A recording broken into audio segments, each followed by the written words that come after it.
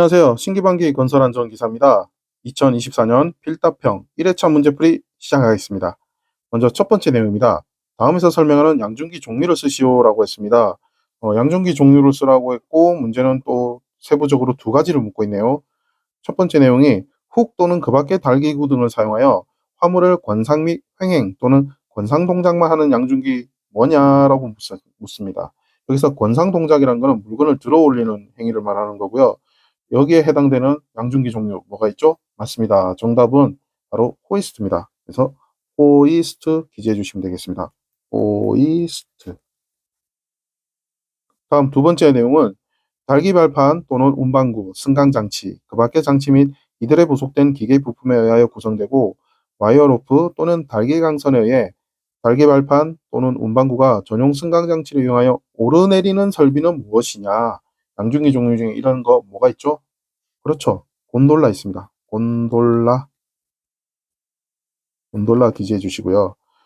두 번째 내용이 리프트의 종류 두 가지를 쓰시오라고 했습니다. 리프트에는 어떤 것이 있냐? 건설용이 있고요. 건설용 리프트. 그리고 산업용이 있습니다. 산업용 리프트. 그리고 자동차 정비용 있죠? 자동차 정비용. 끝으로 일상생활에서 쉽게 볼 수 있는 이삿짐 운반용 리프트가 있죠? 이삿짐 운반용 리프트. 이렇게 해서 리프트 종류, 문제에선 두 가지를 원했지만 저희는 네 가지까지 정리를 해봤습니다. 다음 두 번째 내용입니다. 두 번째 내용은 인간관계 메커니즘 중 방어기제 및 도피기제에 대해 각 두 가지로 쓰시오 했습니다. 자, 방어기제, 방어기제의 머리 글자, 암기팁 뭐가 있죠? 투승보합, 투승보합이 있죠. 투승보합. 자, 투에 해당되는 건 바로 투사가 있습니다. 승에 해당되는 건 승화가 되겠죠. 승화. 그리고 보에 해당되는 건 보상이 되겠고요. 합은 뭐죠? 맞습니다. 합리화. 합리화가 됩니다. 그래서 투승보합 이렇게 방어기제 기억해 주시고요. 도피기제 뭐가 있죠? 그렇죠. 고태억백, 고태억백이라는 암기 팁이 있고요. 자, 그렇게 해서 우리는 고는 고립을 기재해 주시고 퇴는 퇴행입니다. 퇴행. 억은 억압, 억압 보시고 백은 백일몽 이렇게 해서 도피기제도 정리를 했습니다. 그래서 여러분들은 방어기제와 도피기제 각각의 암기팁, 투승보합, 고태억백 혹은 고태백억까지 기억해 주시면 되겠습니다. 다음은 3번 문제 보시죠. 3번 문제 계산 문제가 나왔네요. 자, 수자원 시설공사 댐 공사에서 재료비와 직접 노무비 합계액이 45억 원일 때 산업안전보험관리비를 구하시오라고 했습니다. 이 댐 공사 같은 경우에는 중건설공사가 되겠고요. 중건설공사는 댐 공사라든지 제방 혹은 수력 발전 시설, 터널 공사 등이 바로 중건설공사가 됩니다. 그래서 여기 오른쪽 문제풀이 바로 들어가서 표에서 보시면 중건설공사 같은 경우 대상액이 5억 원 미만이면 3.64%, 그리고 대상액이 5억 원 이상이거나 50억 원 미만이면 3.05%와 0.5% 비율의 기초액을 또 더해줘야 되는 거죠. 자, 이 내용은 건설업 산업안전보험관리비 계산 기준에 나타나 있고요. 2025년 1월 1일부터 개정되어 있기 때문에 여러분들은 개정된 값을 기준으로 해서 암기를 해주셔야 됩니다. 이 표 중건설공사에 해당되는 기본값은 문제에 자주 출제되니까 반드시 암기를 해주시고요. 자, 문제풀이 들어가겠습니다. 문제풀이 보시면 대상액, 즉 재료비와 직접 노무비를 더한 값에 요율을 곱하고 거기에 기초액을 더해달라고 했습니다. 그러니까 우리는 대상액 얼마죠? 45억 원에, 그리고 표에서 보시는 바와 같이 3.05%를 곱한 다음 값에 다시 297만 5천 원을 더하게 되면 정답은 맞습니다. 1억 4,022만 5천 원이 됩니다. 그래서 이 중건설공사가 어떻게 적용이 되는지, 그리고 해당 금액은 얼마를 적용을 해야 되는지 문제풀이 잘 기억해 주시길 바랍니다. 이어서 4번 문제 보시죠. 4번 문제는 PS, 즉 프리스트레스 콘크리트 도입 시 손실 원인 두 가지를 쓰시오라고 했습니다. 이 문제는 프리스트레스 콘크리트에서 응력 도입 즉시 응력자가 발생되는 원인 두 가지를 쓰시오라는 문제와 동일하고요. 여기서 말하는 프리스트레스 트러블 콘크리트 구조는 바로 콘크리트의 미리, 말 그대로 프리, 예, 미리라는 뜻의 프리를 응력이 발생하도록 처리한 구조를 말합니다. 그래서 바로 정답을 보시자면 이 내용은 콘크리트의 탄성 변형이라든지 수축이 있습니다. 그래서 탄성 변형 또는 수축이 있고요. 그리고 PS 강제와 시스 사이에 마찰이 있습니다. PS 강제. 우리가 이거 PS는 포스트 텐션이라고 합니다. 포스트 텐션을 줄여서 PS라고 하고요. PS 강제와 그리고 시스라고 하고 영어를 굳이 쓰자면 SH죠. 다시 쓰겠습니다. SHEATH 시스 사이의 마찰 그리고 끝으로 정착장치의 활동 이렇게 되어 있습니다. 이 건설 용어들은 생소하기 때문에 나오는 대로 바로바로 그때마다 바로 암기를 해주시면 되겠습니다. 5번 문제 보시죠. 5번 문제는 산업안전보건법령상 차량계 하역 운반기계 등의 화물 적재 시 준수사항 3가지를 쓰시오라고 했습니다. 그래서 정답을 산업안전보건기준에 관한 규칙 제173조 화물 적재 시 조치사항에 근거로 해서 답을 써야 되는데요. 바로 문제풀이 들어가겠습니다. 먼저 첫 번째 내용은 하중이 한쪽으로 치우치지 않도록 적재해야 됩니다. 그래서 한쪽으로 치우치지 않도록 적재할 것. 자, 두 번째는 뭐뭐 하지 않도록 화물을 적재해야 되겠습니까? 첫 번째는 한쪽으로 치우치지 말라고 했고요.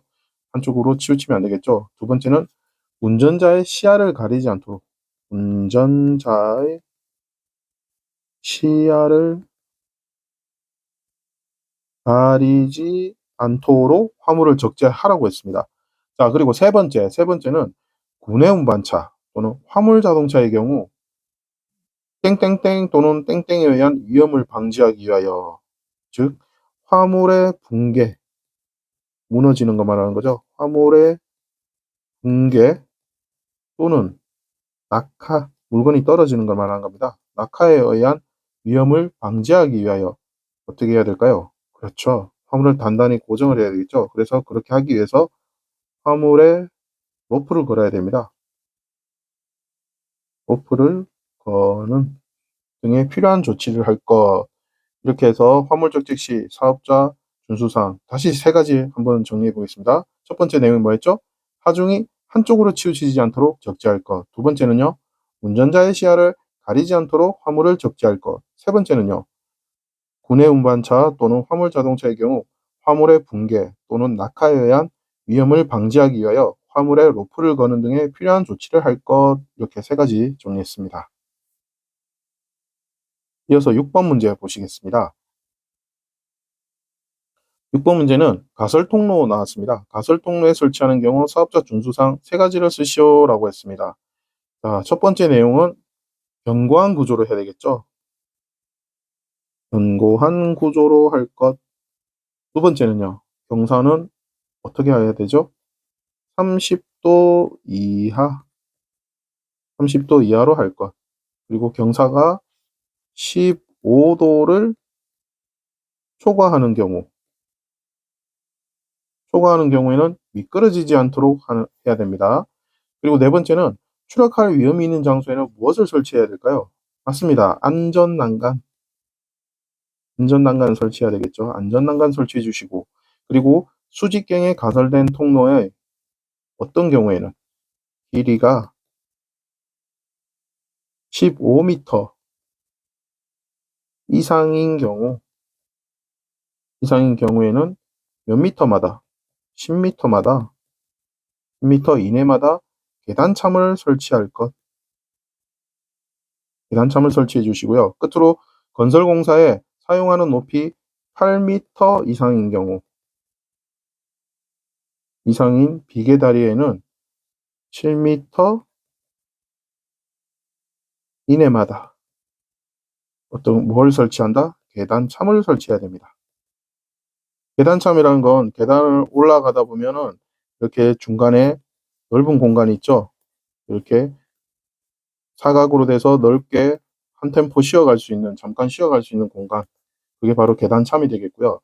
자, 그래서 여러분들은 여기 괄호에 있는 구조도 잘 이해를 하셔야 되고, 숫자값, 특히 숫자값만 넣는 경우도 있기 때문에 어떤 경우 이하냐, 이내냐, 이상이냐, 그런 부분도 잘 정리를 해 두실 필요가 있습니다. 자, 7번 문제 보시죠. 7번 문제는 드디어 나왔습니다. 안전보건 표지판 문제입니다. 그림이 주어지면 여러분들은 이 문제를 바로 정답을 쓰셔야 됩니다. 그래서 안전보건 표지판이 경고 표지판인지 아니면 안내 표지판인지 그런 내용도 잘 구분해 주시고요. 먼저 문제 보시면 첫 번째 내용은 뭐죠? 맞습니다. 급성 독성 물질 경고 표지판입니다. 급성 독성 물질 경고. 급성 독성 물질 경고, 급성 독성 물질 경고고요. 두 번째 내용은 뭐죠? 폭발성 물질, 폭발성 물질 경고. 이렇게 해서 안전보건 표지판 정리를 했는데, 안전보건 표지판 중 유일하게 경고, 이 전체까지 경고라는 단어까지 풀네임으로 다 붙는 게 이 경고 표지판입니다. 그래서 정답을 쓰실 때 급성 독성 물질까지만 쓰시면 탈락이죠. 정답이 아닙니다. 그래서 반드시 경고까지 충분히 풀네임으로 정확하게 기재를 해 주셔야 되겠습니다. 이어서 8번 문제, 8번 문제 보시죠. 8번 문제는 이동식 크레인의 종류 세 가지를 쓰시오라고 했습니다. 어떤 게 있는가요? 트럭 크레인이 있죠. 트럭 크레인. 그리고 하부 무한궤도로 지방 기초 작업에 사용되는 크롤러 크레인이 있습니다. 크롤러 크레인. 그러니까 일반 크레인과 다르게 몸체가 있으면 여기 전차와 같이 궤도로 운영이 되어 있는, 그렇게 구성이 되어 있는 크롤러 크레인이 있고요. 그리고 어떤 크레인은요, 험지형 크레인이 있습니다. 험지형. 험지형은 말 그대로 주행과 크레인 작업이 한 개의 운전실에서 수행되어서 이제 협소한 공간이나 지형이 험한 곳에 적합합니다. 그래서 이 험지형 크레인 이렇게 정리해 주시고, 총 크레인 세 가지, 트럭, 크롤러, 험지형 잘 기억해 두세요. 이어서 9번 문제 보시죠. 9번 문제는 비탈면 보호공법의 종류 네 가지를 쓰시오라고 했습니다. 이런 건설 문제는 앞에서도 말씀드렸다시피 바로바로 그때마다 단어, 키워드, 설명 내용 바로 암기를 해 주셔야 됩니다. 바로 문제풀이 들어가죠. 첫 번째 내용은 식물 심기 공법입니다. 식물 심기 공법. 두 번째 내용은 뿜어 붙이기 있습니다. 뿜어 붙이기 공법. 이 뿜어 붙이기 공법은 뿜칠 공법이라고도 합니다. 그리고 세 번째는 블록 공법이 있고요. 그리고 네 번째는 돌쌓기 공법이 있습니다. 돌쌓기 공법. 그리고 뭐 공법이라고 하기는 조금 애매하지만 참고로 어떤 게 있냐, 낙석 방지망도 있죠. 이 보호 공법이 아니라 보호 방법을 쓰시오라고 했을 때 5가지 쓰라고 했으면 낙석 방지망 설치라고 하는 것도 정답이 될 수가 있고요. 자, 참고로 비탈면 보강 공법, 보호 공법이 아닌 좀 더 보강하는 보강 공법은 말뚝 공법, 앵커 공법, 옹벽 공법, 절토 공법, 합성토 공법 등이 있다는 거, 이것도 함께 기억해 주세요. 이어서 10번 문제 보시죠. 10번 문제는 콘크리트 파쇄용 화약류 취급 시 준수사항 두 가지를 쓰시오라고 했습니다. 그래서 이 부분은 용어가 되게 어렵지만 좀 집중해서 살펴보도록 하겠습니다. 먼저 첫 번째 내용이 화약류에 의한 발파 파쇄 해체 시에는 사전에 시험 발파에 의한 폭력, 폭속, 진동 치속도 등의 무엇을 감안해야 되냐? 파쇄 능력과 파쇄 능력, 파쇄 능력과 진동, 그리고 소음이 있습니다. 소음의 영향력을 검토해야 됩니다. 그리고 이렇게 소음이라든지 근진, 진동으로 인한 공해 대책도 있어야 되겠죠. 공해 대책이 있어야 되고요.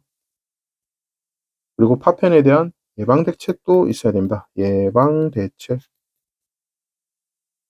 당연히 수립을 해야 되겠죠.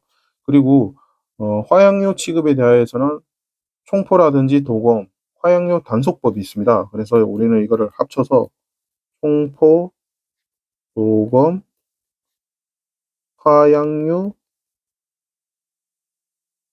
단속법이라는 게 있어요. 이 단속법 등 관계법에서 규정하는 바에 의하여 취급을 해야 되겠죠. 그렇게 해서 화약 저장소 설치 기준을 준수해야 됩니다. 화약 저장소 설치 기준을 준수해야 됩니다. 끝으로 시공순서는 당연히 화약 취급 절차를 준수해야 되겠죠. 화약 취급 절차. 자, 이렇게 해서 이 내용은 해체공사 표준안전작업지침 제6조 화약류에 잘 나타나 있고 용어가 조금 다소 어렵지만 주요 키워드를 중심으로 해서 반드시 이 4가지 내용 전부 다 정리를 잘 해주십니다. 다음은 11번 문제 보시죠. 11번 문제는 흑막이 공법 중 다음을 구분하여 3가지씩 쓰시오라고 했습니다. 첫 번째 내용이 지보공 지지 방식, 두 번째 내용은 구조 방식을 쓰시오라고 했습니다. 자, 먼저 지보공 지지 방식에 어떤 것이 있느냐? 자립공법이 있습니다. 자립공법. 두 번째는요, 수평 버팀제가 있습니다. 수평 버팀제. 제가 있고요. 이 수평 버팀제는 수평 버팀보 공법이라고도 합니다. 그리고 세 번째는 어스 앵커. 이 어스 앵커 공법도 자주 정답으로 나오는 경우가 있어요. 그래서 잘 보시고요. 그리고 타이로드 공법이 있고요. 이렇게 해서 지지 방식 4가지, 자립, 수평 버팀제, 어스 앵커, 타이로드가 있고, 그리고 두 번째 문제 내용은 구조 방식에 대해서 쓰시오라고 했습니다. 구조 방식에는 어떤 공법이 있느냐? 첫 번째가 널, 말, 뚝 공법이 있습니다. 널, 말, 뚝 공법. 세 번째는 지하, 연속벽 공법. 그리고 세 번째는 H5 공법이 있고, 세 번째가 SCW 공법. 플레임을 하자면 소울 시멘 월이라고는 SCW 공법이 있습니다. 소울 시멘 월. 이렇게 해서 흑막이 지보공 지지 방식과 흑막이 지보공 구조 방식 각각 4가지 공법 같이 좀 정리를 잘 해두시면 됩니다.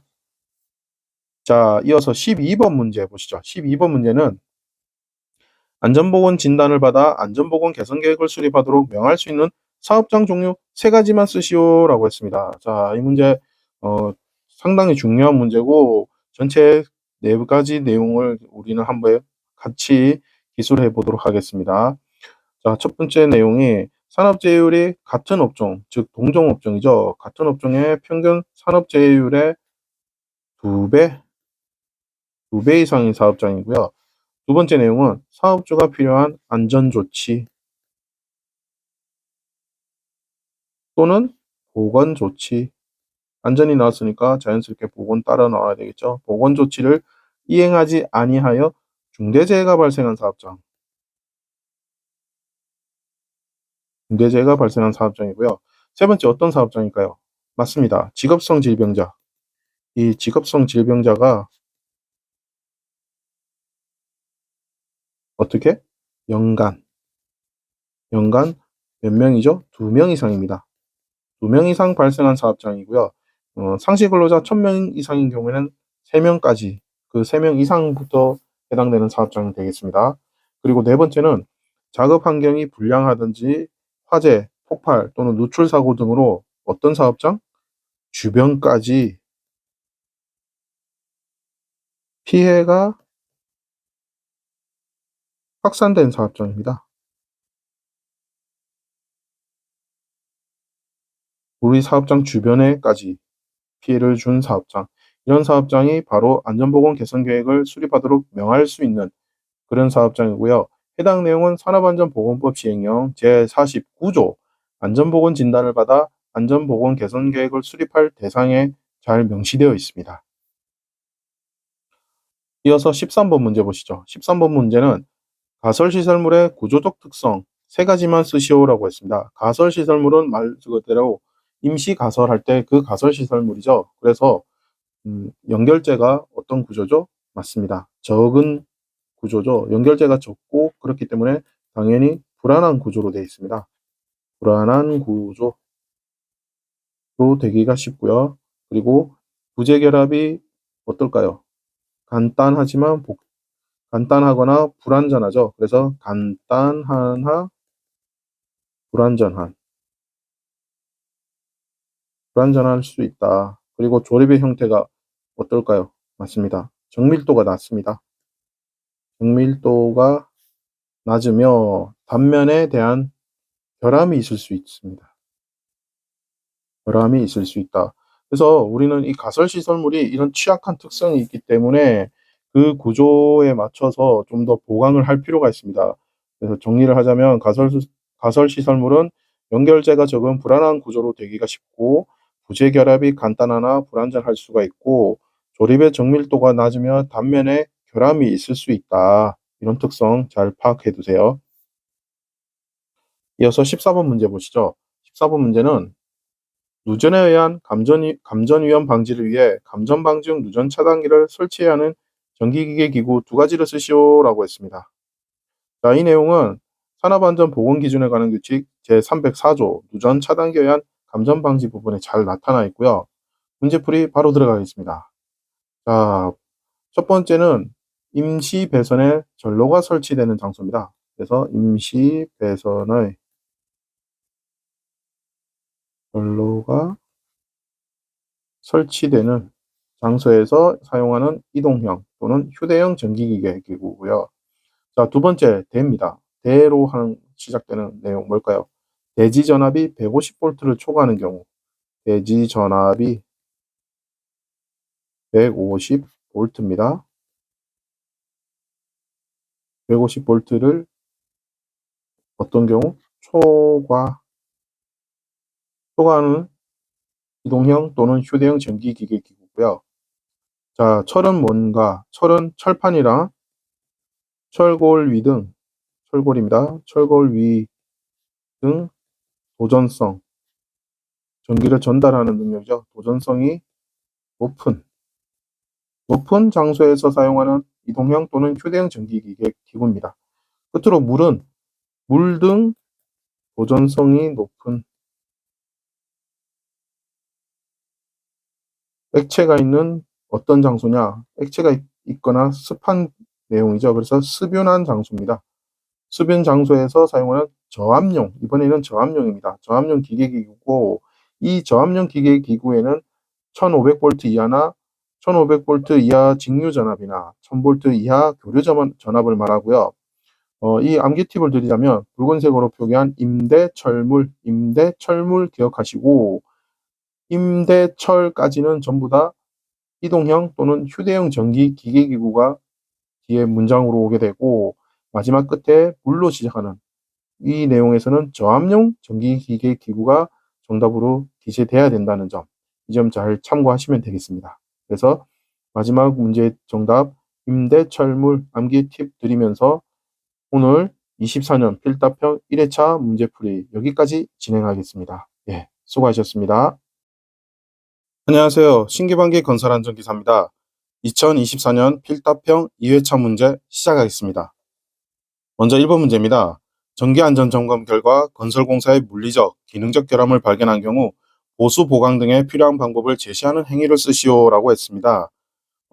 이 문제는 건설공사 안전관리 업무 수행 지침 제24조 정밀안전 점검의 실시의 세부 내용이 잘 나타나 있고요. 정답 바로 넘어가겠습니다. 정답은 정밀안전 점검입니다. 그래서 정밀안전 점검 이렇게 기재해 주시고요. 여기서 한 가지 더 참고로 설명을 드리자면 정밀안전진단과 정밀안전점검 그 차이점 한번 살펴보겠습니다.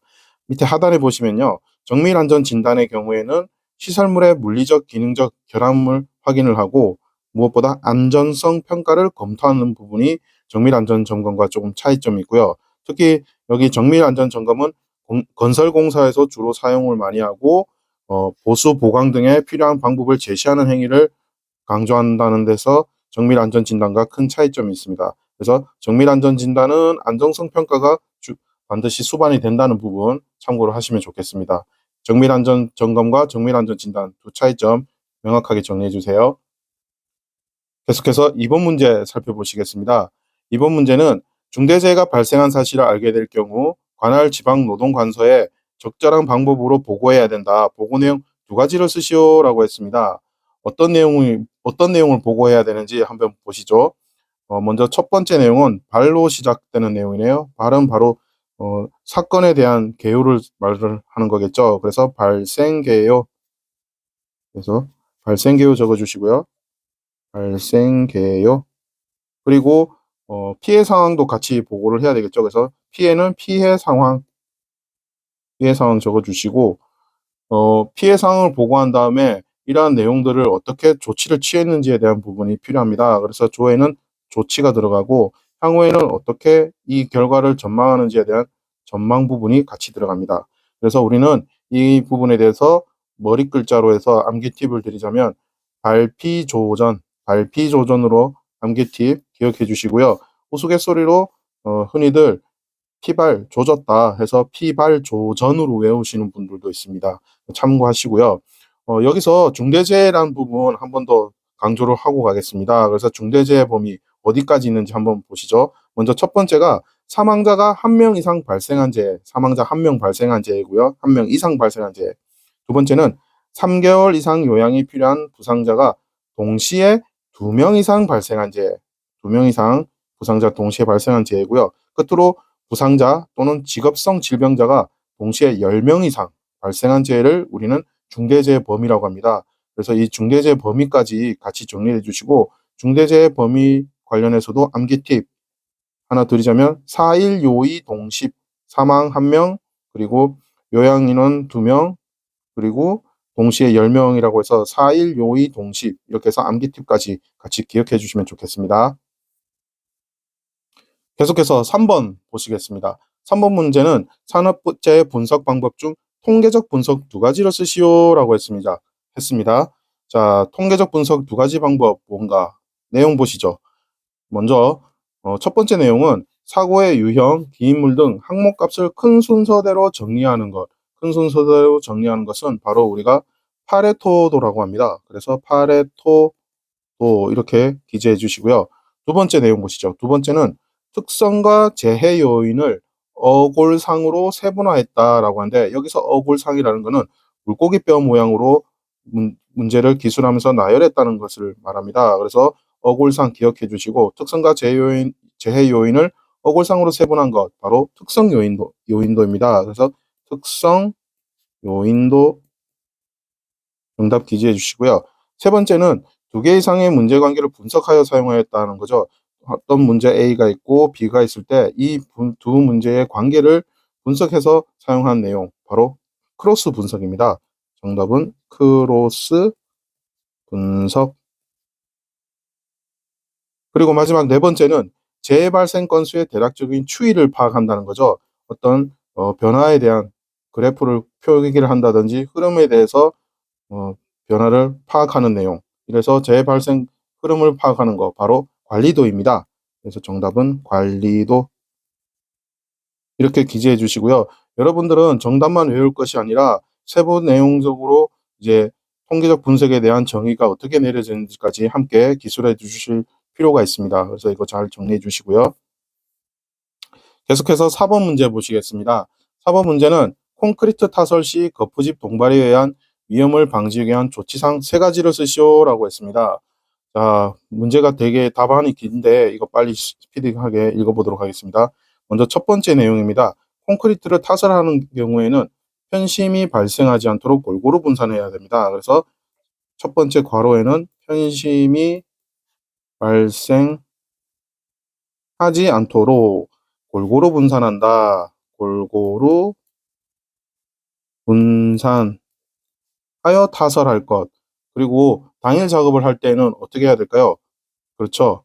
당일 작업을 할 때는 작업을 시작하기 전에 작업을 시작하기 전에 해당 작업에 관한 거푸집 동바리 등에 대해서 변형, 변이 및 집안의 침하 유무를 점검하고 이상이 있으면 보수를 해야 됩니다. 그래서 두 번째 내용의 아랫부분에는 변형이 들어가고 변위가 들어갑니다. 변이 및 집안의 침하 유무.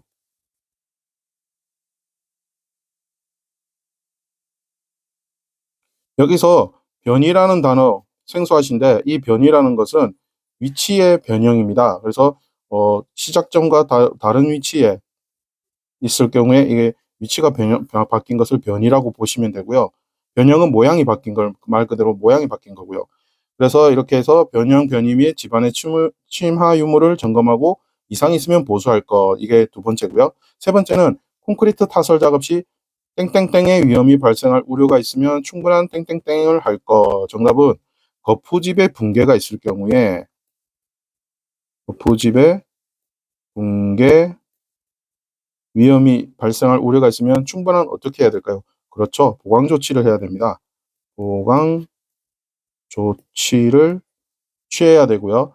그리고 작업 중에는 무엇을 하는 등의 거푸집 동바리 등의 변형 변이 심화 유무 등을 확인해야 한다라고 했는데요. 뭐냐? 바로 감시자를 배치를 해야 됩니다. 콘크리트 타설을 할 때 일반 작업자들은 계속 일을 하고 있기 때문에 이런 동바리의 변형 변이 침하 유무를 관심 있게 보기가 힘듭니다. 그래서 이럴 경우에 감시자를 미리 배치를 해야 되고요. 이상이 있으면 작업을 어떻게 해야 될까요? 그렇죠. 중지를 해야 되죠. 중지시키고 근로자들을 신속히 대피를 시켜야 됩니다.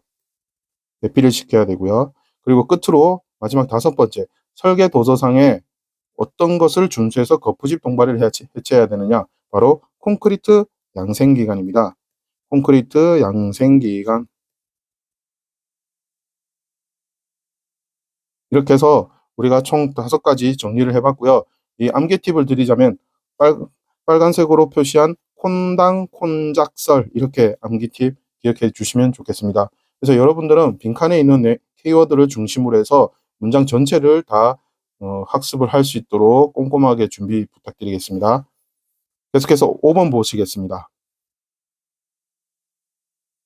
5번 문제는 산업안전보건법령상 곤돌라형 달비기를 설치하는 경우 사업주가 사용할 수 없는 와이어로프 조건 4가지를 쓰시오라고 했습니다.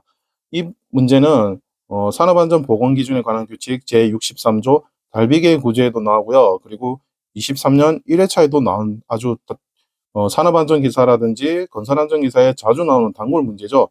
바로 정답 확인하겠습니다. 첫 번째는 꼬인 것입니다. 꼬인 것이고요.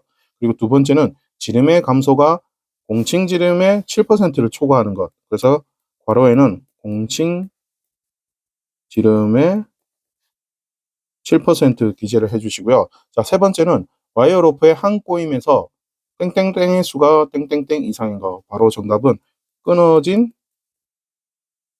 소선의 수가 바로 10% 이상인 거죠. 예, 이렇게 해서 10% 기재해 주시고요. 네 번째는 열과 무엇에 의해 손상된 걸까요? 맞습니다. 전기 충격 기재해 주시고요. 다섯 번째는 심하게 변형되거나 부식된 것, 녹슨 걸 말하는 거죠. 부식된 것. 그리고 여섯 번째는 이음매가 있는 것입니다. 이 이음매라는 것은 각각의 길이가 각각의 끝 부분 연결되어 있지 않은 것을 강제로 한쪽 끝과 한쪽 끝을 묶어낸 형태죠. 여기 그림에 보시다시피 여기 이렇게 강제로 묶은 것을 이음매라고 하는 거고요. 여러분들께서는 이 문제의 답안을 생각하시면서 상단에 있는 그림 모양도 같이 한번 잘 기억해 주시고요. 우리는 여기서 암기 팁 하나 정리하고 가겠습니다. 정답은 꼬지와 열심히, 꼬지와 열심히 이렇게 해서 암기 팁 꼬지와 열심히 항상 기억해 주시고요. 특히 괄호에 들어가 있는 숫자 부분 공칭 지름의 7%라든지 와이어로프 10% 이상 끊어진 소선의 수가 10% 이상인 이 숫자 10%도 잘 기억해 주시면 좋겠습니다. 계속해서 6번 살펴보시겠습니다. 6번 문제는 관계수급인 근로자가 건설공사 도급인의 사업장에서 작업을 하는 경우 안전 및 보건에 관한 협의체를 구성할 때 산업안전보건위원회 구성원 4명을 쓰시오라고 했습니다. 자, 문제에서는 산업안전보건위원회 구성원 4명이라고 했지만 우리는 이 부분을 근로자위원과 사용자위원으로 각각 나누어서 학습해 보도록 하겠습니다. 먼저 근로자위원입니다. 관계수급인과 관계수급인과에 관련된 내용이기 때문에 근로자위원회는 바로 도급 또는 하도급 사업을 포함한 전체 사업의 근로자 대표가 필요합니다. 그래서 여기서는 도급 또는 하도급 사업을 포함한 전체 사업의 근로자 대표가 필요하고요. 그리고 무엇보다 명예산업안전감독관이 필요하겠죠. 그래서 명예산업안전감독관 필요하고요. 그리고 근로자위원회 마지막으로는 근로자 대표가 지명하는 해당 사업장의 근로자가 있어야 됩니다. 해당 사업장의 근로자. 그리고 이어서 사용자위원 살펴보겠습니다. 사용자위원회도 대표자가 각각 2명이네요. 도급 사업이니까 그렇겠죠. 그래서 이 사용자위원회는 먼저 첫 번째 대표자는 어떤 분이냐? 바로 도급인의 대표자입니다. 도급인의 대표자 필요하고요. 다음에는 관계수급인의 각 대표자입니다.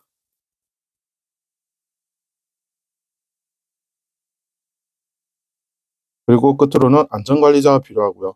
자, 이렇게 해서 여러분들은 근로자위원과 사용자위원 각각 해당되는 구성 인원이 어떤 분들인지 그 자격의 조건이 어떻게 되는지 함께 잘 정리를 하시면 좋겠습니다. 이어서 7번 문제 보시겠습니다. 7번 문제는 작년 총 산업재해 보상보험 보상액이 2147억 3069만 3천원일 때 하일리 방식으로 다음 각 손실비용을 구하시오라고 했습니다.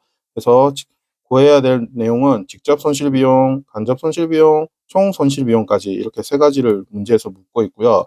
자, 여기서 하일리 방식 재코스트 산정 방법이 뭔지 설명을 드리자면 피해자한테 지불되는 산재보상비를 직접 손실비로 하고 그 외의 손실을 간접비로 했을 경우 그 비율은 직접 손실비가 1일 때 간접 비율은 4가 된다고 하고 그리고 그 각각 직접 비용과 간접 비용을 합친 전체 보상비가 직접 손실 비용의 5배로 한 것을 재비용으로 산출한 방식, 이 방식이 바로 하일리 방식 재코스트 산정 방법이 되겠습니다. 자, 그래서 문제풀이 바로 들어가자면요. 첫 번째 내용, 직접 손실 비용은 말 그대로 이미 보상보험 총액이 되겠죠. 그래서 정답이 2147억 3069만 3천원이 되겠고요. 간접 손실 비용은 어떻게 되죠? 그렇죠. 직접비의 4배라고 했습니다. 그래서 정답은 8,589억 2,277만 2천원이 되겠습니다. 이렇게 해서 간접비까지 계산을 해주시면 되겠고요. 그리고 총 손실 비용은 직접비와 간접비를 더한다고 했죠. 직접비, 간접비 이 2가지를 더하게 되면 정답은 1조 736억 5,346만 5천원이 되겠네요.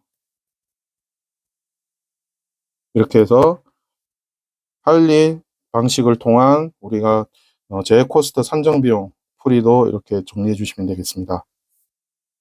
다음은 8번 문제 보시겠습니다. 8번 문제는 곤돌라 운반구에 근로자를 탑승시켜서는 안 되죠. 그죠? 그런데 다만 추락 위험 방지를 위해서 조치를 한 경우에 가능하다.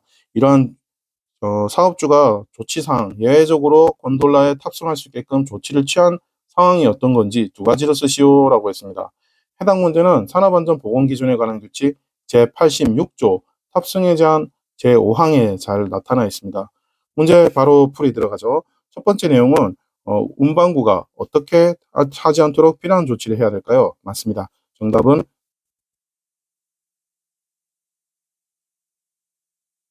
뒤집히거나 떨어지지 않도록 할 것.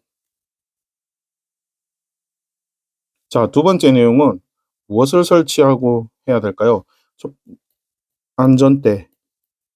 안전대나 구명조를 설치를 해 주셔야 되고요. 그리고 무엇을 설치할 수 있으면 그런 구조인 경우에는 반드시 무엇을 설치를 해야 된다. 바로 안전난간입니다.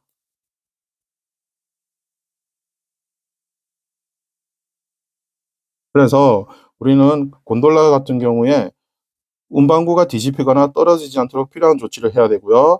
두 번째는 안전대나 구명줄을 설치하고 안전난간을 설치할 수 있는 구조인 경우라면 반드시 안전난간을 설치할 수 있도록 준비하셔야 되겠습니다. 이어서 이번에는 9번 문제 보시겠습니다. 9번 문제는 크레인에 관해 다음에 적합한 용어를 기재하시오라고 했습니다. 그래서 문제 키워드 어떤 내용을 기재해야 되는지 보시죠. 첫 번째 내용은 크레인의 권상 하중에서 훅, 크래브 또는 버킷 등 달기구의 중량에 해당하는 하중을 뺀 하중을 적으라고 했습니다. 정답은 정격 하중입니다. 정격 하중. 자, 두 번째 내용은 주행 레일의 중심 간의 거리, 이것을 우리는 스팬이라고 읽습니다. 스팬. 햄 이름이 아니고 스팬입니다. S-P-A-N. N입니다. N. 그리고 세 번째는 원동장치, 감속장치 및 드럼 등을 일체형으로 조합한 양중장치와 이 양중장치를 사용하여 화물의 권상 및 횡행 또는 권상 동작만을 행하는 크레인 내용을 쓰라고 하는 건데요. 여기서 포인트를 잡으셔야 될 게 권상 및 횡행 또는 권상 동작, 즉 들어 올리는 행위만 하는 크레인이 뭐냐, 그 물음이고요. 정답은 호이스트입니다. 호이스트. 그리고 네 번째는 수직면에서 지브각의 변화, 이것을 우리는 기복이라고 정의를 내리겠습니다. 그리고 이렇게 여기 네 가지 중에서 특히 첫 번째 내용과 세 번째 내용은 과거 기출문제에서도 자주 나왔던 내용들이기 때문에 용어를 좀 더 집중적으로 정리를 해주시면 되겠습니다. 다음은 10번 문제 보시죠. 10번 문제는 차량계 하역 운반기계 등 차량계 건설기계의 운전자가 운전 위치를 이탈하는 경우 준수사항 두 가지를 쓰시오라고 했습니다. 자, 이 부분은 우리가 암기 팁을 먼저 보시죠. 암기 팁은 포기운이 되겠고요. 먼저 첫 번째 포는 포크, 버킷, 디퍼 등의 장치를 어떻게 두어라는 거죠. 어떻게 두냐? 가장 낮은 위치죠. 가장 낮은 위치에 두거나 혹은 그렇죠. 지면에 내려둬야 되겠습니다. 지면에 내려둘 것, 사용하지 않을 경우에 이렇게 내려둬야 되겠죠. 그리고 기계를 어떻게 해야 되죠? 정지시키고 무엇을 확실히 걸어라. 바로 브레이크입니다. 브레이크를 확실히 거는 등 차량기 기계의 갑작스러운 이동을 방지하기 위한 조치를 해야 됩니다. 그래서 브레이크도 걸고 추가적으로는 밑에 버팀목 같은 걸로 고정해 주면 좋겠죠. 그리고 세 번째는 운전석을 어떻게 하는 경우 이탈, 벗어난다는 거죠. 이탈하는 경우에는 시동키를 운전대에서 분리를 해야 됩니다. 그렇게 해야지 다른 사람이 갑작스럽게 키를 사용해서 운행을 하거나 그렇게 하지 않겠죠. 그리고 운전대에서 분리를 해야 되는데 다만 운전석에서 잠금 장치를 했을 경우에는 예외적으로 안전 조치를 했다고 전제를 해서 운전하지 못하도록 조치한 경우에는 그러하지 아니한다라고 전제를 두고 있습니다.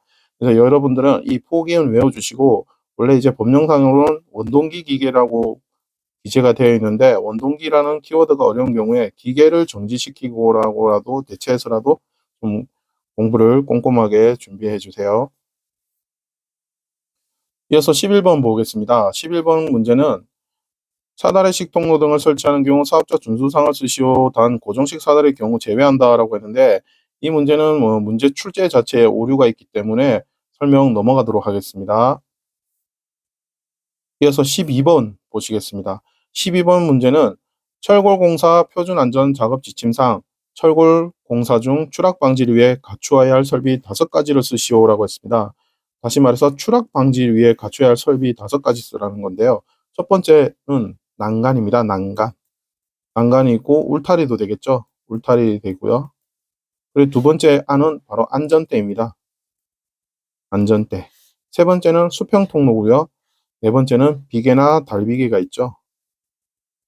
달비계가 있고, 다섯 번째, 추락은 추락을 하라는 게 아니고 추락을 막아야 되겠죠. 그래서 추락 방지용 방망,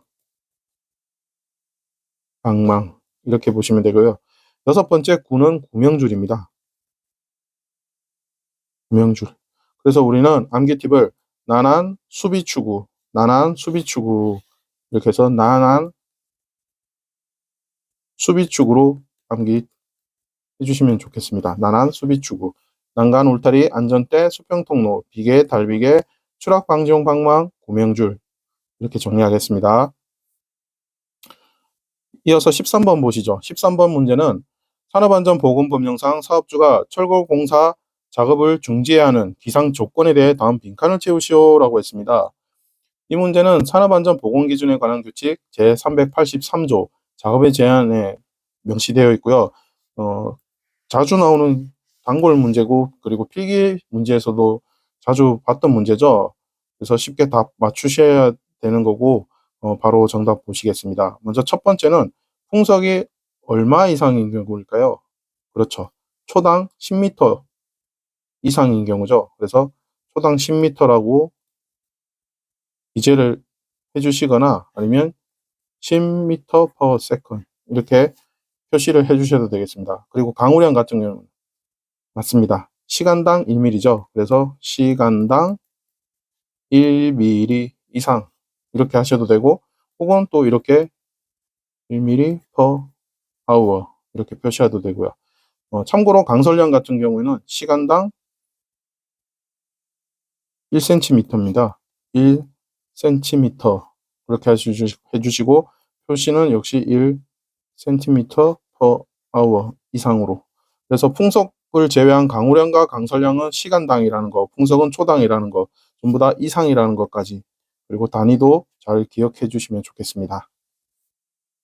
자, 드디어 오늘의 마지막 문제 14번 문제 보시겠습니다. 14번 문제는 안전보건 개선계획 수립 관련 다음 빈칸을 채우시오라고 해서 괄호 넣기 문제네요.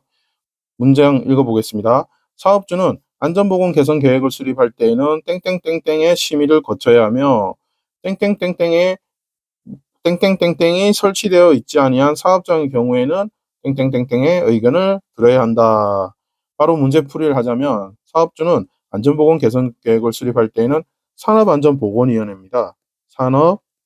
산업안전보건위원회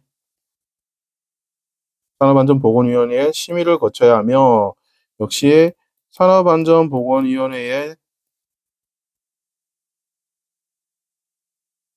위원회가 만약에 설치되어 있지 않을 경우에는 어떻게 해야 될까요? 맞습니다.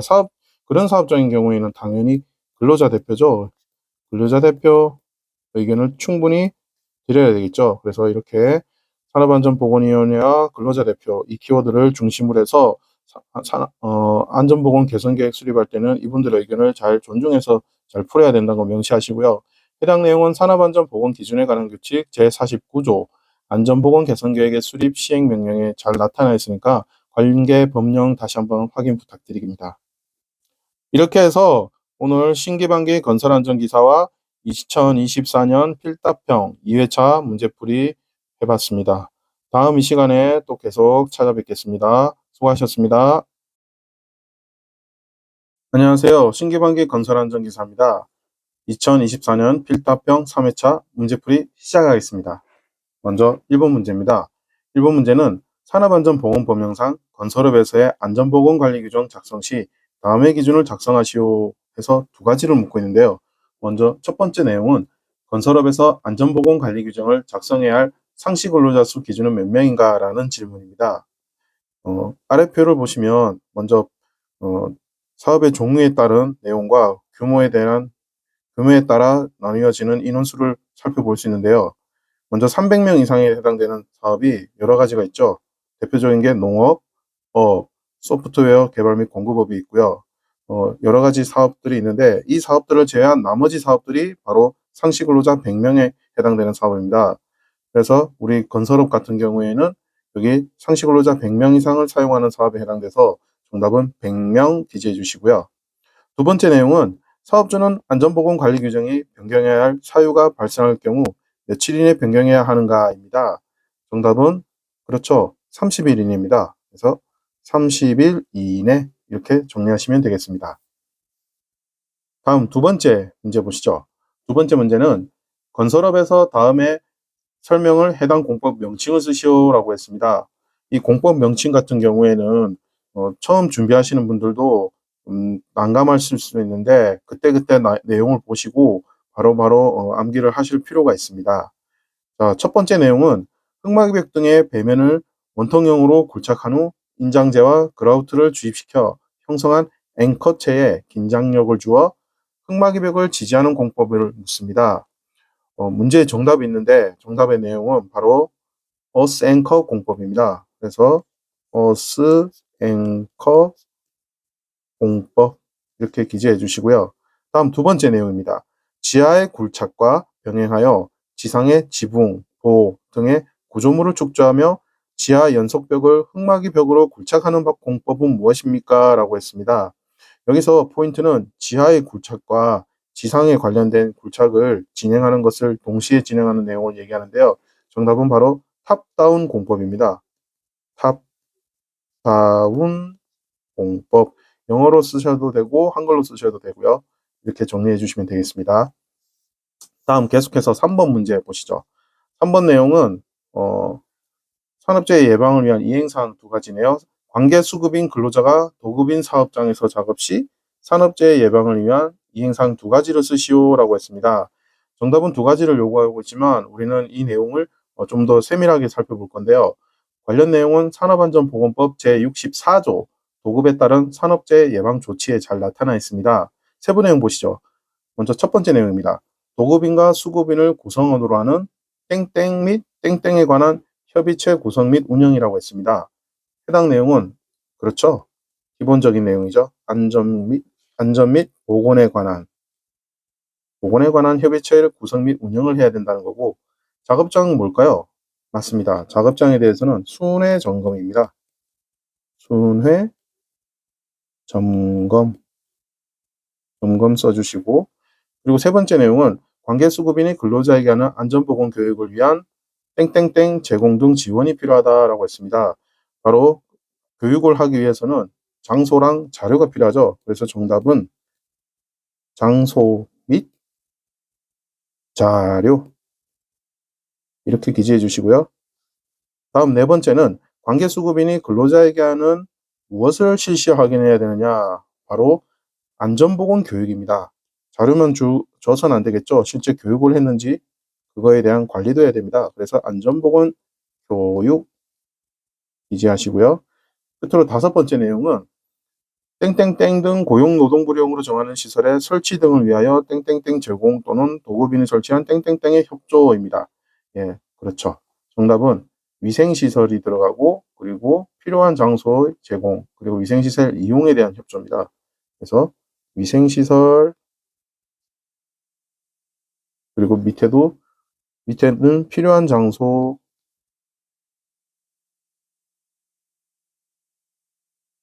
그리고 맨 마지막에도 위생시설 이용 이렇게 기재를 해주시면 되겠습니다. 그래서 답안의 내용이 여기 5가지가 있고 빈칸을 넣는 걸로 저희가 준비를 했지만 여러분께서는 전체 범위까지 다 숙지를 해주실 필요가 있습니다. 다음 네 번째 문제 보시죠. 네 번째 문제는 단답형이네요. 어떤 내용이냐?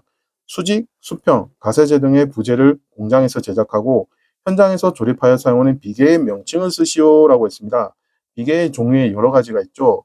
말비계도 있고 걸친 비계도 있고 다양한 비계들이 있는데 여기서 문제에서 원하는 정답은 바로 시스템 비계입니다. 그래서 시스템 비계 이렇게 정리를 해주시면 되겠습니다. 간단하게 살펴봤고 이어서 5번 문제입니다. 5번 문제는 건설업에서 산업안전보건관리비 계상 및 사용 기준에 관련하여 해당 내용을 쓰시오라고 했습니다. 해당 내용 보시죠. 공사 원가 계산서의 구성 항목 중 직접 재료비, 간접 재료비, 직접 노무비를 합한 금액을 무엇이라고 하느냐. 특히 이 직접 노무비는 발주자가 재료를 제공할 경우에는 해당 재료비를 포함한 내용, 말한다라고 이제 세부 내용까지 언급을 해줬는데요. 정답은 바로 대상액이 되겠습니다. 그래서 대상액 기재를 해주시고요. 다음 두 번째 내용입니다. 건설공사의 시공을 주도하여 총괄 관리하는 자를 뭐라고 한다. 이 사람은 발주자로부터 건설공사를 최초로 도급받는 수급인을 제외한 내용인데요. 바로 자기공사자 되겠습니다. 자기공사자. 이렇게 정리해 주시고요. 해당 내용은 건설업 산업안전보건관리비 개상 및 사용기준 제2조 정의 부분에 잘 나타나 있으니까 관련 법규 다시 한번 확인 부탁드리겠습니다. 이어서 6번 문제 보시죠. 6번 문제는 건설업에서 공사 금액에 따라 선임해야 할 안전관리자 인원을 다음 각 문항에 맞게 작성하시오라고 했습니다. 세 가지를 묻고 있는데요. 먼저 첫 번째, 800억 원 이상 1,500억 원 미만인 경우에는 몇 명일까요? 맞습니다. 2명이고요. 2,200억 원 이상 3,000억 원 미만은 4명이고요. 7,200억 원 이상 8,500억 원 미만은 9명 되겠습니다.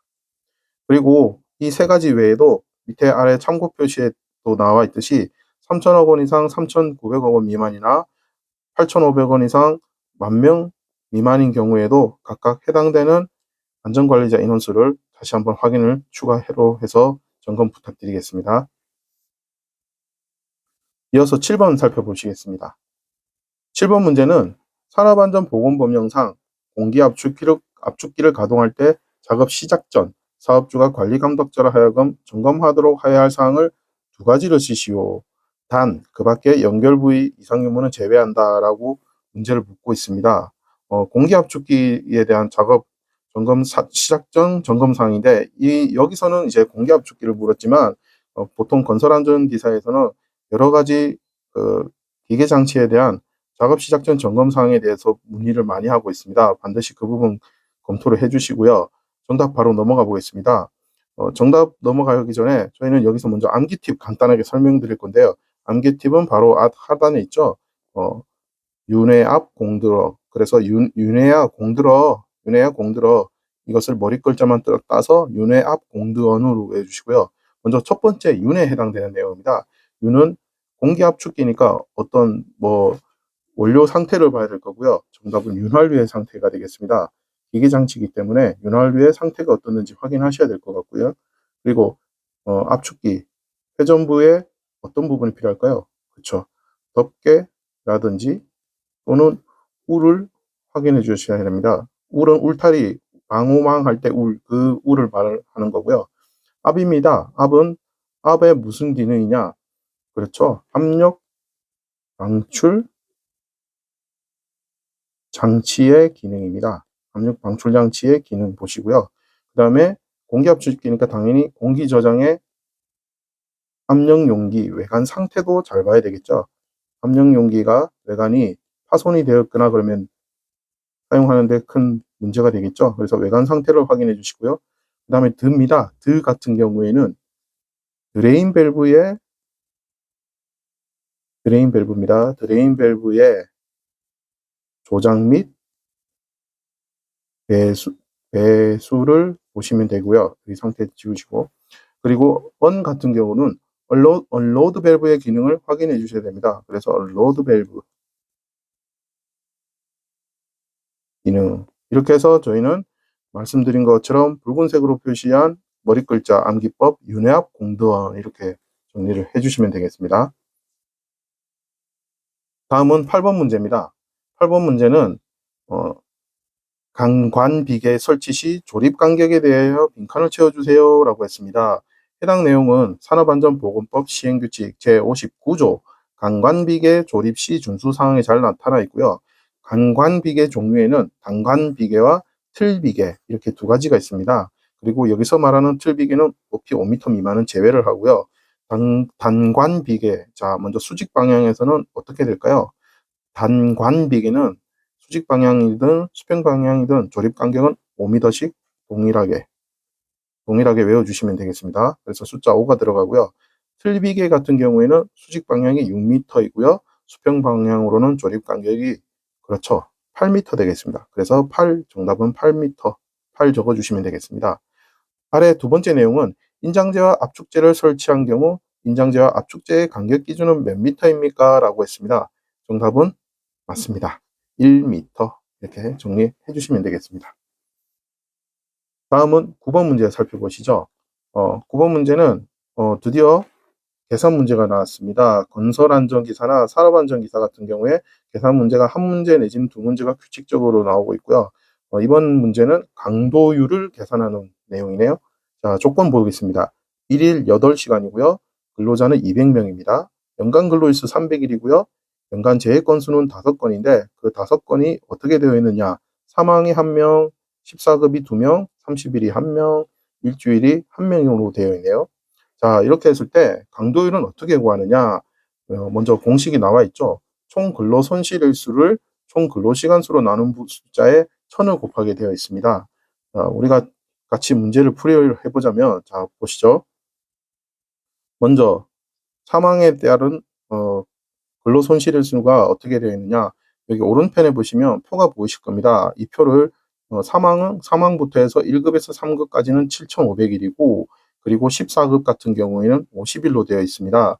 그래서 여러분들은 이 해당되는 규칙을 잘 통해서 전체 근로손실일수를 미리 파악을 해 두셔야 되고요. 자, 사망이 우리 문제에서는 1명이었죠. 그래서 총 근로손실일수 구할 때 먼저 7,500, 사망이 1명이니까 7,500 1명의 숫자를 곱한 숫자에 그리고 14급이 2명인데 50일이죠. 그래서 50에다가 2명을 곱하고 다시 여기에 30일은 1명이었습니다. 30일 1명. 그리고 다시 여기에 일주일이 1명이었습니다. 이렇게 곱한 값에 그리고 우리가 연간 근로일수는 300일이라고 했습니다. 1년 중에 300일이기 때문에 다시 300을 곱한 값이고 365로 나누고 이렇게 해야지 총 근로 손실 일수가 나오고요. 이 값을 어떻게 한다? 그렇죠. 총 근로시간 수로 나눠야 됩니다. 총 근로시간 수는 200명이 8시간 동안 300일 동안 작업을 했네요. 이렇게 해서 이 값에 최종적으로 1000을 곱해야 되겠죠. 1000을 곱하게 되면 계산을 하게 되면 최종적으로는 15.90이라는 답이 정답이 되겠습니다. 항상 특별한 문제의 조건이 없으면 소수 두째짜리까지 구한다는 거 명심하시고요. 이렇게 강도율 정리해봤습니다. 계속해서 10번 문제 살펴보시겠습니다. 10번 문제는 산업안전보건법령상 건설업체의 산업재해 발생률을 선출할 때 사용되는 사고사망 만인율에 적용되는 상시 근로자 수 산출 공식을 작성하시오라고 했습니다. 여기서 말하는 사고사망 만인율은 만 명을 기준으로 했을 때 사고로 인한 사망 인원에 대한 비율을 말하는 거고요. 그 중에서도 문제에서는 상시 근로자 수를 구하라고 했습니다. 그래서 건설업에서 말하는 상시 근로자 수는 연간 국내 공사 실적의 일정한 노무 비율을 곱하고요. 그래서 정답은 여기 노무 비율을 곱해 주시고 그 값을 건설업 월 평균 임금을 12달을 합니다. 그래서 건설업의 월 평균 임금 곱하기 1년이기 때문에 연으로 해서 12를 곱한 값으로 나누어 주시면 상시 근로자 수가 나옵니다. 해당 내용은 산업안전보건법 시행규칙 별표 1 건설업체 산업재해 발생률 및 산업재해 발생에 잘 나타나 있으니까 내용 다시 한번 확인 부탁드리겠습니다. 이어서 11번 문제 살펴보시죠. 11번 문제는 크레인을 사용하여 근로자를 운반하거나 근로자를 달아올린 상태에서 작업에 종사시켜서는 아니 된다. 안 된다는 걸 먼저 명시를 했고요. 하지만 크레인에 전용 탑승 설비를 설치하고 추락 위험을 방지하기 위하여 조치한 경우에는 그러하지 아니한다. 조치상 두 가지를 쓰시오라고 했습니다. 원칙적으로는 크레인에 사람이 탑승이 불가능하지만 이런 특별한 조치를 했을 경우에는 사람 탑승을 한시적으로 허용한다는 거고요. 그러한 허용 사항이 어떤 건지 답안을 두 가지를 쓰라고 했습니다. 해당 내용 같은 경우에는 산업안전보건기준에 관한 규칙 제86조 탑승의 제한의 세부 내용이 잘 나타나 있고요. 우리는 먼저 총 세 가지를 살펴보도록 하겠습니다. 먼저 첫 번째 내용은 탑승 설비가 어떻게 되지 않도록 필요한 조치를 한 경우일까요? 맞습니다. 탑승 설비가 뒤집어지거나 떨어지면 안 되겠죠. 그래서 정답은 뒤집히거나 떨어지지 않도록 필요한 조치를 할 것. 이게 첫 번째가 되고요. 다음 두 번째 내용입니다. 두 번째 내용은 탑승 설비를 하강시킬 때에는 어떻게 한다? 동력 하강 방법. 무리하게 잡아당기거나 하는 것이 아닌 동력 하강 방법을 선택으로 하게끔 하고요. 그리고 어떤 설치를 하고 어떤 구조인 경우에는 반드시 어떤 것을 설치를 하라. 정답은 안전대나 구명줄을 설치를 하고요. 안전대나 구명줄은 근로자가 설치뿐만 아니라 착용하는 것도 확인하셔야 되고요. 그 다음에 안전난간을 설치를 할 수 있으면 해야 됩니다. 그래서 안전난간 정답을 해주시고, 그리고 이 설치할 수 있는 구조인 경우에는 반드시 안전난간을 설치를 하라는 거죠. 그렇게 해서 정리를 해주시고, 우리는 이것을 암기 팁으로 한 가지 외우자면 탑탑안. 크레인을 타기 전에는 반드시 사람이 타기 위해서는 탑탑안으로, 탑탑안. 이 암기 팁으로 정리를 해주시면 되겠습니다. 다음 12번 문제 보시겠습니다. 12번 문제는 산업안전보건법령상 안전보건 총괄 책임자의 직무 세 가지를 쓰시오라고 했습니다. 법령 관련 문제고요.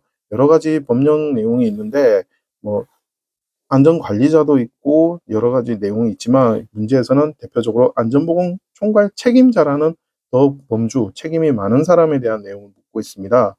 특히 문제에서는 한 가지 제한을 두는데 단 도급시 산업재해 예방 조치는 제외로 한다라고 되어 있습니다. 이 점 유의하시고요. 자, 바로 정답 확인하시겠습니다. 우리는 여러 가지 내용 중에 대표적으로 간단하게 외울 수 있는 거 5가지만 선택을 했고요. 암기 팁으로는 위도작산으로 하고요. 먼저 위에 대한 내용입니다. 위는 위에 안전보건 총괄 책임자가 해야 될 내용, 위에 해당되는 내용은 바로 위험성 평가 실시에 관한 사항입니다. 그래서 정답을 위험성 평가 실시에 관한 사항 기재하시고요.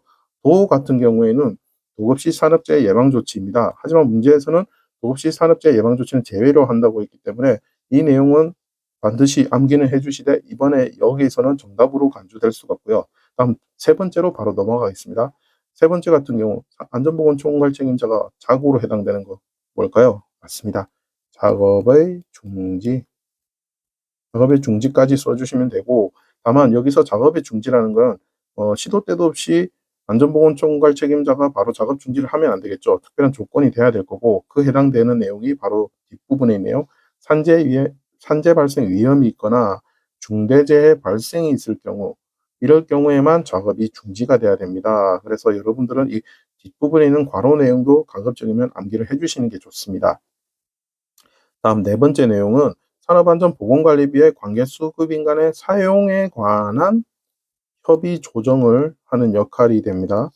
협의 조정을 하시고 그 협의 조정뿐만이 아니라 관리비에 대해서 집행에 대한 감독에 대한 책임도 있습니다. 그래서 집행의 감독, 책임과 권한이 있죠. 그래서 감독도 하셔야 되고요.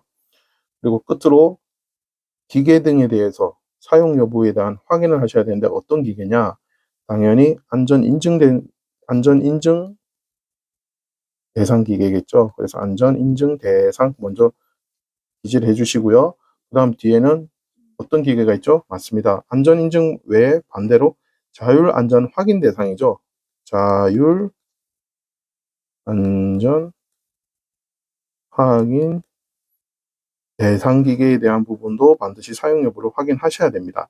그래서 우리는 어떤 내용에 대해서 제재를 가할지 모르기 때문에 답에서는 3가지만 쓰라고 했지만 최소한 이 정도 5가지는 외워주셔야 되고요. 그리고 암기 팁을 드리자면 붉은색으로 표기한 위도 작산 산업안전보건에서 이제 안전보건 총괄 책임자는 그만큼 신경을 많이 써야 되기 때문에 위도작살이 난다. 위도작살이 난다. 위도작산으로 재밌게 암기 팁 드렸습니다.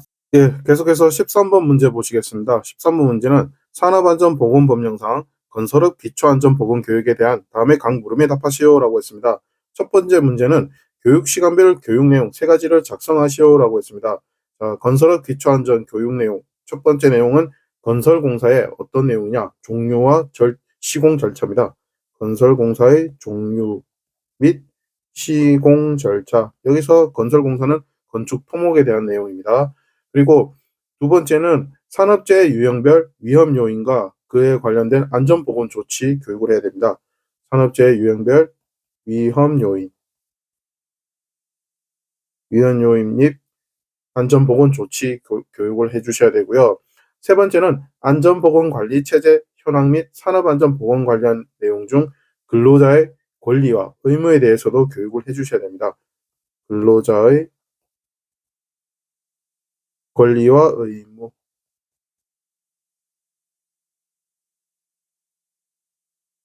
이렇게 해서 세 가지 종류의 교육을 해야 되고, 이러한 교육은 총 4시간이 진행돼야 됩니다. 건설 일용 근로자의 교육 시간은 총 4시간입니다.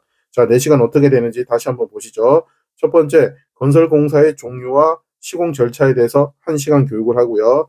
다음 두 번째, 산업재해 유형별 위험 요인과 안전보건 조치에 대해서는 2시간의 교육을 하고, 끝으로 세 번째는 안전보건관리체제 현황 및 산업안전보건 관련 근로자의 권리와 의무에 대해서도 1시간, 이렇게 해서 건설 일용 근로자에게는 총 4시간 이상의 교육을 진행을 한다. 정리를 해주시면 되겠습니다. 다음 14번 문제. 문제를 풀다 보니까 어느덧 마지막 문제에 도달했네요. 굴착 작업 시 토석이 붕괴되는 외적 원인 해당사항 3가지를 쓰시오라고 했습니다. 자, 이 부분은 바로 암기 팁으로 들어가겠습니다. 암기 팁은 절공사 토지지. 절의 공사를 하기 위해서는 절공사 토지로 땅으로 한다. 절공사 토지지라고 암기를 해주시고요. 먼저 절토입니다. 절에 해당되는 부분은 절토입니다. 자, 절토 및 성토에 대한 어떤 증가일까요? 맞습니다. 높이의 증가고요. 절토라는 거는 깎는 흙이고 성토라는 거는 쌓는 흙이죠. 그래서 절토 및 성토의 높이 증가가 중요하고, 공사에 의한 진동 및 반복 하중의 증가, 반복 하중의 증가도 중요합니다. 그리고 사면과 본면의 경사 및 기울기의 증가가 중요하고요. 경사 및 기울기, 그리고 토사 및 암석의 혼합층 두께,